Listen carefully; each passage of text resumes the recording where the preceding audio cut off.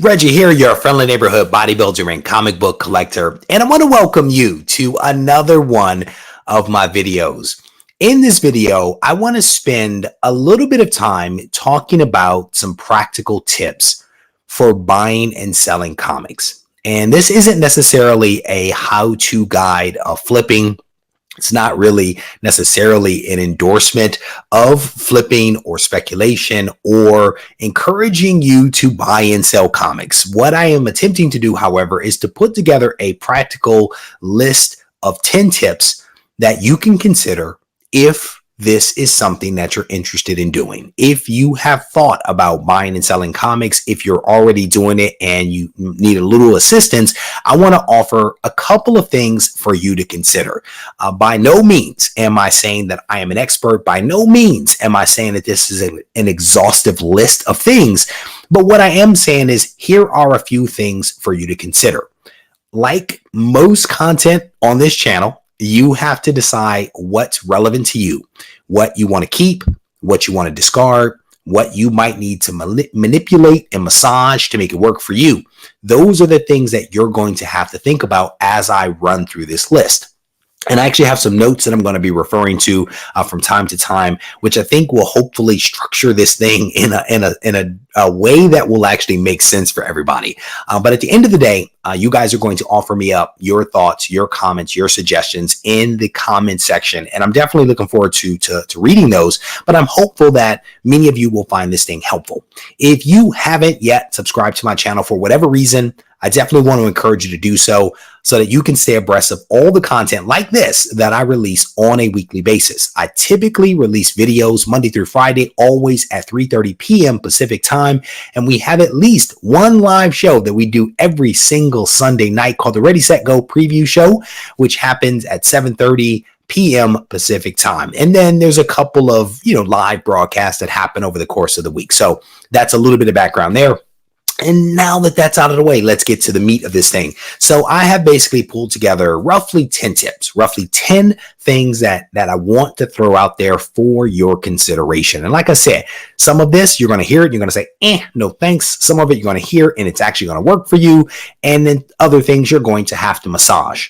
One of the first tips is catching a brick. You don't want to catch a brick. And what I mean by catching a brick is this.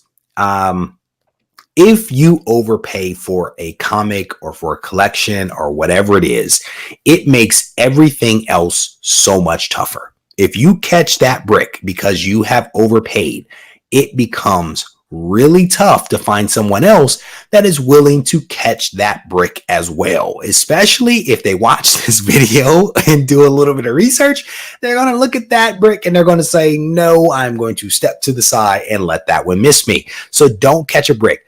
Do not overpay for a comic or for a collection, which means that you have to do your research, which is one of the things that I'm always talking about. And so this particular tip will receive some additional context and texture as we go through the other tips, but don't catch a break. Do not overpay unless you are overpaying for a reason and for a purpose.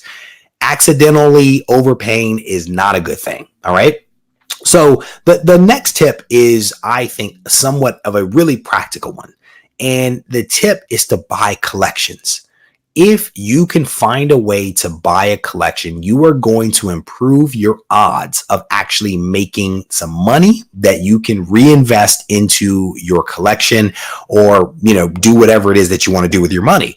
The reason that I say that is that if you're buying individual books, it becomes kind of tough. The math is really tough. But if you're able to buy large collections where maybe you spend a little bit more, but the per book cost is actually much lower, then that improves your odds of actually finding books within that collection that can actually make you some money. So for example, I recently bought 250 copies of Amazing Spider-Man, and I roughly paid about $2 for each one of those comics. I was able to sell most of those comics for at least $4. And in some cases, most of those books went for well above that because I was able to figure out what was actually in that collection. So there were some books that went for 50, 60 bucks and others went for about $4. And my theory was if I sold the books for $4 at a minimum, I would be able to recover my cost plus some, right? So you want to make sure that you know what you're buying, right? And that if you can find a way to reduce your per unit cost, then you actually have a pretty good chance of making out, pretty nice. So collections potentially are the way to go versus individual books. That's not to say that you can't do it with individual books, but with collections, it becomes much, much easier. And I can't tell you how many collections I've actually purchased and actually found some really awesome books buried in there, or some books that I did not value at the moment, but a year or two later actually turned out to be pretty awesome books. I picked up a collection in Oakland not that long ago, and there were some pretty cool books in there that suddenly, as of late, are now worth some money, which is really, really cool. The next tip that I want to offer you is to learn how to grade. There are a ton of videos on my channel where I talk with CGC about how to grade. I also have a couple of videos that I made myself with how to pick comics and how to identify higher grade comics. You want to learn how to grade. That way, going back to the first point, you don't catch a brick because you are able to look at a comic or a set of comics or a collection of comics and evaluate the overall grade and condition of those books to know whether you have, 9s or whether you have 8s, because sometimes the difference between an 8 and a 9 is actually material, right? So understanding how to grade and how to evaluate the condition of a comic is a skill that you need to learn, right? And that skill works for buying comics, and it also works for selling comics. Being able to look at your books and grade that comic and be able to say to someone, this is a 5.5 or roughly a 5, right? Or to 6. You want to be able to narrow it down, because if you're able to grade and narrow it down, then that helps you to be able to justify the sales price that you are asking for on the other side, right? It also helps you, if you can grade, when you send your books into CGC. Because if you have a book that might be a 6, at a 7, that book is really expensive. But at a 5, that book is not really worth anything. So being able to look at the book in your hand and know, is it a 6? Is it a 7 potentially with the press? Or is there a chance that this book could be a 5? Being able to make that determination will help you to figure out, do I send this book? Do I keep this book and maybe sell it raw? Right? So grading comics is an important skill that should not be overlooked. The next tip that I have is, and I think you guys probably saw this one coming, learn how to press your own comics, or find somebody locally that can actually press your comics for an affordable price. There are a ton of people out there that will press books for about $10, which is not bad. That's actually less than what some of the third-party grading services will actually charge you to press, to have them press your book. So going with somebody local, going with a pressing service is not a bad idea if you don't want to take on the task of pressing comics yourself.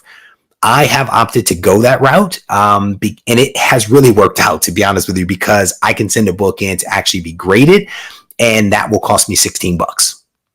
Because I actually know how to press my own books. I don't have to incur those extra costs to have the book pressed for me and then graded. I also don't have to incur the extra cost in terms of time of having to wait for that book to be sent to CCS, to be pressed, then to be released to CGC, to be graded, and then sent back to me. So it improves the overall turnaround time as well as the economics of submitting books to have them be graded. So I think it's, again, a practical tip. And if you want to learn how to press, if you're curious about it, there are videos on the channel that you can go to refer to. You just basically search for Regie Collects Pressing, and you will find there are 3 pressing videos that basically take you through the process. There's a 4th one that addresses basically an FAQ kind of video. So there's basically 4 videos that are on the channel that will help you with pressing. And it's like, if you want to watch the videos and then you decide that you don't want to do it, that's cool too. At least you know what goes into pressing, right?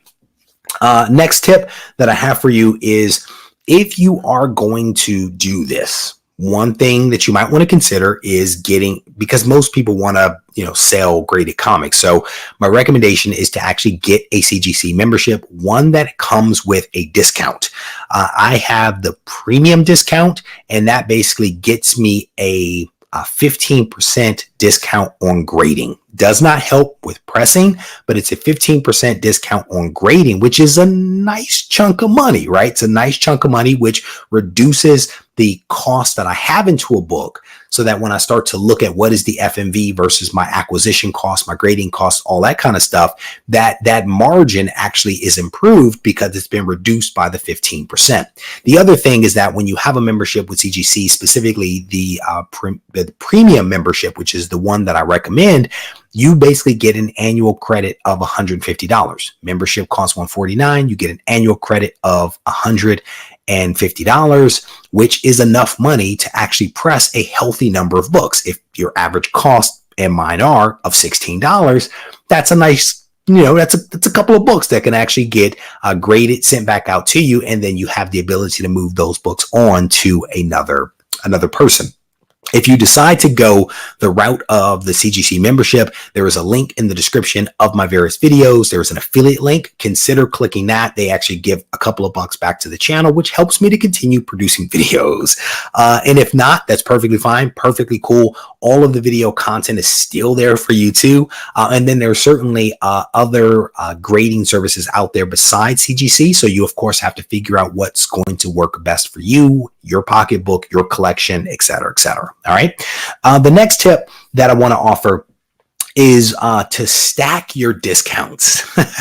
So when I talked about earlier buying a collection, my recommendation is to buy that collection locally to you, right? Even if you have to jump in your car and drive a little ways, it might actually make sense for you to do so. But not everyone has the ability to do that, right? Not everyone wants to buy a collection. Not everyone has access to a collection. Some people just want to buy individual books, which is perfectly cool. So the next tip that I want to offer is to stack your discounts. And what I mean by that is that there are 2 programs. If you have to go to eBay to buy your collection or your individual books, you want to stack your discounts. There are 2 programs that I recommend that you sign up for. One of them is the eBates program, and one of them is the eBay Bucks program. The eBates program is basically, it's a cashback program. That's basically what it is. And so you go to the eBates website, you click on the eBay link. Once you go to eBay, you basically make your purchase on eBay like you normally would, and you get the eBay Bucks points back. Once you complete that transaction, and after a couple of days, then you also get points in eBates, right? So they're basically 2 programs. One passes to the other, but you basically get cash back for both of them. And you will actually, from eBates, you will actually get a check. I think it's like every 3 months, they'll actually, either mail you a check or make a deposit into your PayPal account for you. And then with eBay Bucks, I think you get those paid out quarterly. So by doing these 2 things, what you're basically doing is you're getting some of your money back that you're already spending.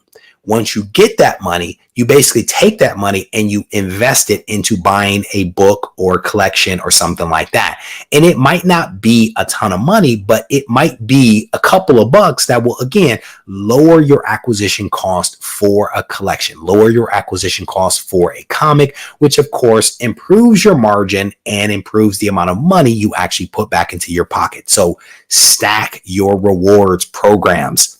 There are 2 links in the description of this video, I think for eBates and also for the eBay Bucks program. So make sure that you check those 2 things out because both of them can be helpful.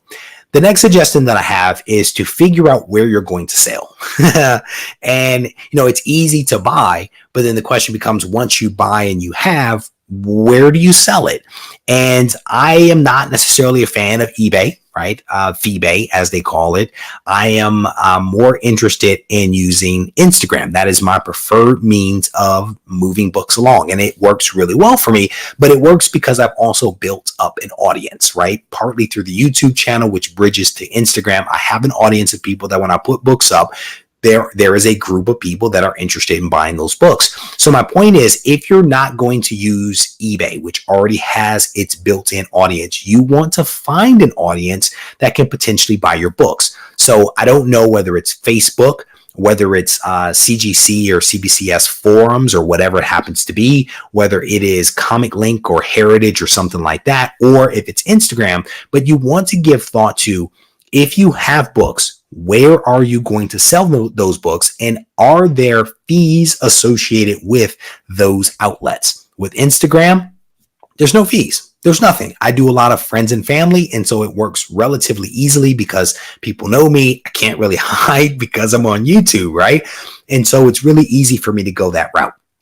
So the next tip that I want to offer is to do the math. Do the math, know your numbers. It's so important to know how much did you buy that book for? What are all your costs into that book to get that book graded?